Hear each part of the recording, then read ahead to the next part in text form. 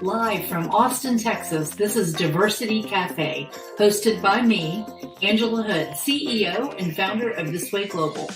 Our podcast features HR tech and recruiting experts that know our industry inside and out. They are the best of the best. Join us and enjoy a cup of your favorite brew and get the insight you need to meet recruiting and diversity challenges head on. Let's get started.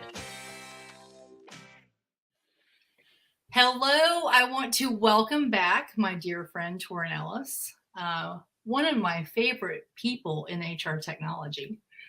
If you have seen our previous talks, you'll know that we had a very brief interaction about pronouns last time we talked. And Torin corrected me when I think I referred to you as the HR tech guy or one of my favorite guys or something like that. And I think that this is a topic that we should maybe talk about today if we get to it. But first, we're going to start with something else. One of my favorite conversations I've ever had with you was about the amount of capital that has been promised or has been dedicated or set aside and more accurately publicized that corporate America is going to commit to making a more fair recruitment and hiring process. And the difference between that number and the number of dollars that are actually being deployed to solve this problem. Because the gap is astonishing. And I think it actually shares with everyone that's listening. You'll understand why we still have the problems we have when Torin explains this. So Torin, can you tell me what you shared? How much has been devoted to the problem and how much has actually been deployed? Yeah, Angela. So again, thank you for having me on Diversity Cafe. I absolutely appreciate you and the entire team. I want to say to you that, nothing's really changed. Artificial intelligence, blockchain, platform companies, they continue to proliferate and push the boundaries of what's capable in terms of services, in terms of products, in terms of how we live, work, and play. I love that. We've sent some folks to the moon. Some folks that are not even astronauts, they've enjoyed the benefit of being in outer space for a couple of minutes. And so we've done some incredible things on the technical front, and yet we still struggle to be able to live up to our commitment around diversity, equity, inclusion, belonging, social justice, racial justice. We continue to struggle. One of the things that I shared with you when we talked a couple of weeks back was that post George Floyd, right around June of 2020, and it seems so long ago, but June 2020, thereabouts, there was a period of weeks, several weeks, where companies were making pledges post George Floyd that racial justice and social justice and diversity and inclusion were important, to the tune of $58 billion. Now, I've seen a couple of numbers, but the one that I've seen the most is $58 billion. Billion with a B, just so that you're just listening to this, it is billion. That's right, $58 billion. And of that, is that U.S. alone? Say it again. Is that U.S. alone? U.S. alone. U.S. Okay. alone. So 58 billion U.S. alone. Okay. That's right. As of June 2021, 0.5% of that number had been realized. So out of the 58 billion that various organizations committed to these issues that they say are important, 0.5% has been realized. Now, I'm not a mathematician. I'm certainly not a rocket scientist that is sending some of those rockets up, but I can pick up a calculator and I can put in, 58 billion times 0.5% and come up with a number that doesn't necessarily suggest that your commitment is matching your conversation. And that's where we have a struggle. And we continue and will continue to have a struggle as long as there's a delta between people's conversation and their actual commitment. So commitment, I think that what I hear from our corporate customers is And I'm going to go back and explain something, because we're a small company, but we have over 5,000 companies that are our company customers. And those companies are all over sector wise, right? They're different industries, they're different locations, they have different types of jobs. And almost, I would say, out of 5,000, I think we have 4 that feel like that they are adequately backed financially to solve this problem in their company. 4 out of 5,000. And I shouldn't be able to name them off the top of my head, but I can, because there's so few of them. So if the company is saying that they're committed, if they're saying they've set aside financial resources, and the money's not being deployed to consultants, and it's not being deployed to HR tech companies, and it's not being deployed to their own internal recruitment teams, where's the money going? I can't answer that, but it's not going to, the areas in which it needs to go. And I'll just talk to the audience in general. What I think is absolutely required and has been missing are 3 things. Number 1, a declarative statement from your leadership. The highest levels of leadership, they must declare that diversity, equity, inclusion, and belonging are important, vital inside of the organization. That doesn't have to be an external facing declaration, but internally, no matter what size your organization, no matter what geography you are in, no matter what industry you are in, no matter what phase you are in, the leadership of that organization must say D&I is important, and this is why it's important, or this is what it will look like in terms of it being important for us. You enrolled or on our payroll, swipe a badge to come in our company. This is what it looks like. Number 1, got to have that declarative statement from leadership. Okay, so hold on, I'm going to ask you a question about this. Yeah. So you're saying that step 1 is not actually talking outward, but it's talking inward to your own people. And are you saying that this is like a core value statement, or that this needs to become part of the company's core values? Or are you saying that this is something outside of that? It can be whatever it needs to be, Angela. It just has to exist. It has to live in the organization. And if I don't know that something is important, if I don't believe that something is important to my leadership, if I don't, take them serious, then I'm probably going to just discount it. I'm going to dismiss it. And I'm certainly not going to be able to extol it outside of the organization as a brand ambassador, as a person who is an advocate for being able to stand up for this organization. And so I'm saying simply, it's one thing to put a press release out, which is what a number of these organizations did post George Floyd. And let's be honest, organizations have done it over and over and over and over again. I'm tired of reading the press releases. I'd much rather an organization operate behind the curtain, under the cloak of darkness, so to speak, my externally not knowing what it is that they are doing, but being able to hear from their employees, wow, these are the things that we are doing, whatever those things are, diversity and inclusion being one of them. So that's the reason why I say it has to be at minimum internal facing. If they want to brag and boast externally, if they want to put it out there externally so that they can be held, to account from other people, so be it. Let it be external. Number 2, they have to reallocate resources, headcount and dollars. And that means that they have to look at how are they prioritizing what man, woman power, what human resource are we adding to this that we say is important? Are we putting someone in role? Are we building a team around it? Are we, as you would often say, Angela, bringing in a consultant? We need to shift some folks around. We need to put people that are competent and capable in the capacity. I've seen too many organizations over the last decade just elevate a person to D&I who knows nothing about D&I. That's the worst thing that you can do. That's worse than doing nothing. having somebody in the role that is incompetent and incapable, not that they don't have the energy, not that they don't have the desire to learn, they just unfortunately don't know how to do it, that is detrimental, because it gives the organization an opportunity, an out.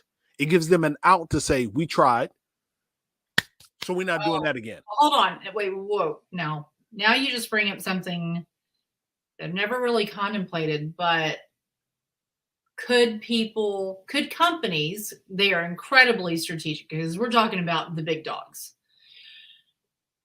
Are you thinking that part of the strategy to commit falsely to this might be that they're putting people in the role that are going to fail, and they can say, we tried, it failed, it must not work for us, or it must not be part of what our organization needs? Absolutely. Donald Schoen, a philosopher and social theorist, says that aware of the ways in which organizations defend themselves against that threatens their social structures and organizations, they will fight like mad to stay the same. And so there are a number of organizations, and he's a white philosopher and social theorist. There are a number of organizations out there that will say, you know what, let's make a public statement. Let's elevate that black woman from HR or that black guy from HR. Let's give it to them. Let's put it on them. Let me take it away from work for a second. And I know this is controversial. It's going to piss some people off. Okay, go ahead. When Barack Obama was elected to the presidency, if you recall, we were coming out of the economic calamity of 2008. Right. There were, in some circles, conversations that said, you know what, the only reason he was elected is because we can put him in because he probably can't fix it. He can't make it better. Interesting. And so if the economy continues to fall and go south, we continued, because remember at that time, Angela, we were losing like 1 million jobs a month. Yeah.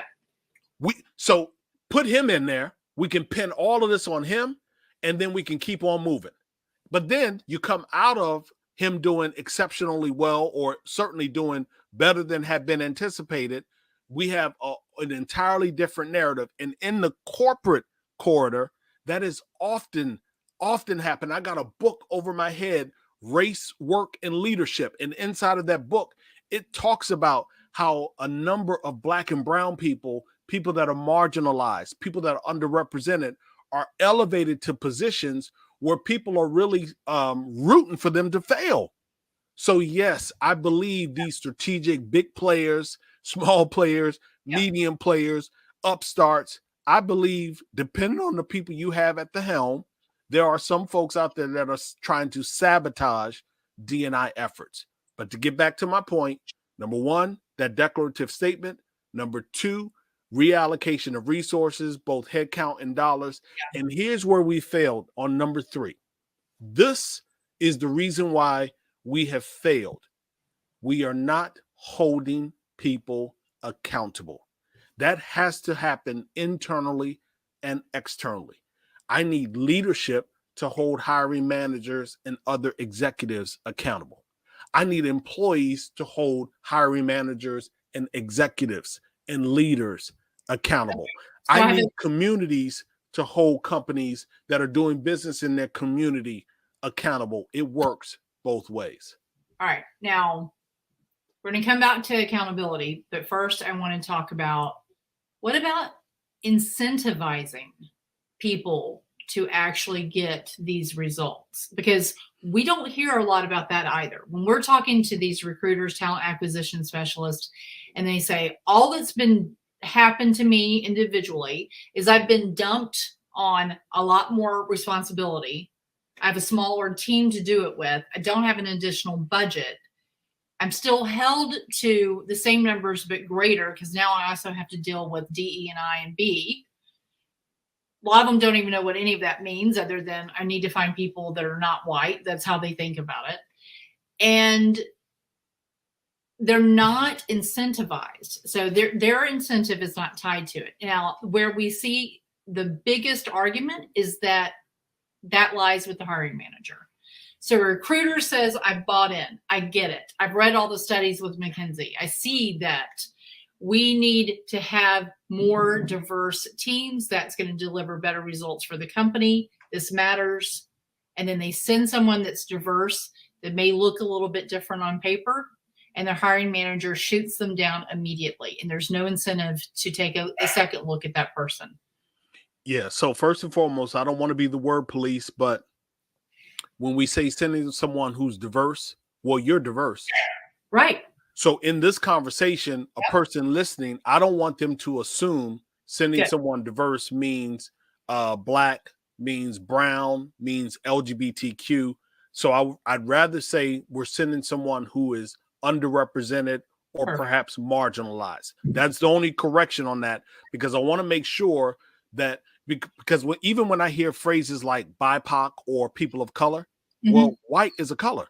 Like I've not picked up a crayon box and it been absent of a white crayon.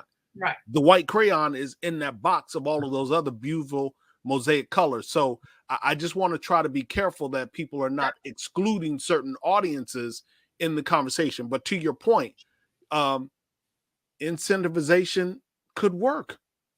Listen, there's no one prescription for organizations to subscribe to in order to be successful or be a bit more promising. What I want is, and I actually just said something, I want people to see DE&I as being beautiful, aspirational, promising. I don't want it to be punitive. So if that means, unless it needs to be, let me just say that. But for the most part, I want people to hear DE&I or DEIB or IND or whatever acronym they're using. I want them to hear that, Angela, and their interaction, their emotion to that. Wow.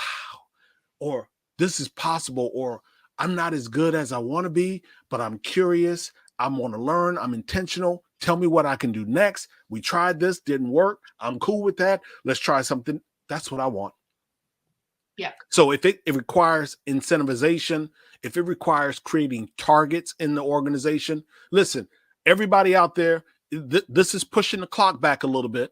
But if you go and read Larry Fink's report from December of 2018 to the shareholders, he talks about how BlackRock is not going to be an organization 5 years into the future. Now, here we are in 2022. That 5th year is next year. But go and read his report from December of 2018, and he talks about how hiring managers had to become more intentional and they would be held accountable, because he knew, or he was suggesting, that his organization would look differently 5 years into the future, and that it required a different composition of employee. So all I'm saying is we have to be intentional, and if it requires that we attach some sort of money, bonus, perk, then so be it. Well, I mean, so I think that a lot of people are motivated by money. I mean, you know, they might have this other thing over here off to the side, but there's a reason why compensation is so critical when you're talking about hiring people. It's because people are motivated by money. Sure they are.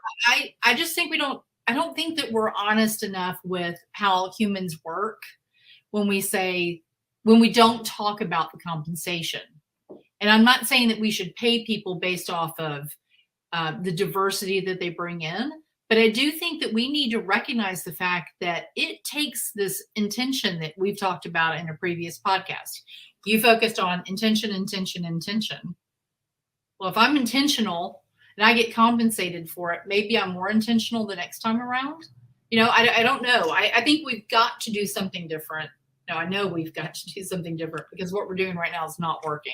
Well, and one more thing around that accountability piece. Remember, I said it works top down as well as bottom up. It works internal to external, external back to the internal. One more point because I can give a number of them, but one more point around accountability.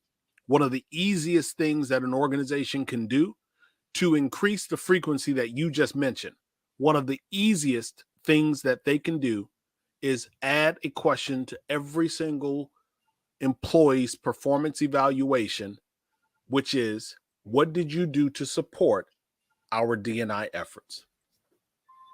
So are you saying that this would be at even like a line level in a manufacturing? Every single employee. Here's what happens. Yeah.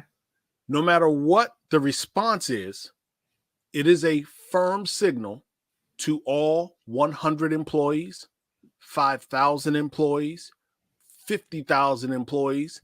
It is a firm signal to every single employee that DE&I matters. And whatever my response was this year, if I'm committed to the organization and I care about my role and my performance rankings, then my answer probably needs to be better the year afterwards. Like if you're in sales and you hit 70% of your quota the first year, you know you want to be at 100% the next year. If you are in sales and you hit 100% this year, you know that you want to be at 120 next year because it increases your compensation. It puts you in a different line for a promotion, trips, whatever. Everybody wants to be better. So if the question is, what did you do to support our DE&I efforts? And my response in 2022 is nothing. Then when I'm asked that question again in 2023, I would have to be a very bold and audacious person to walk in that room and say, nothing, 2 years in a row, 3 years in a row. And whether I'm held accountable to that, I'm not suggesting that I lose my job, but I know that the ripple of 50,000 people, 500 people being asked the same exact question when it's never been asked before is a signal that we should be doing something different. And I submit to you, Angela, and to everyone listening, if we have a chorus of tens of thousands, hundreds of thousands, millions of employees considering what am I doing to help DE&I? Because in my version, it's just helping humanity. What am I doing to push humanity in my organization? We'll have a remarkably different conversation in 2023. Torin, I don't think that we could end this podcast any better than on that note. And I do hope that every person that's listening to this asks themselves that same question. And I hope they take it to the organization because I think you're right. That is how we will get change that is long overdue.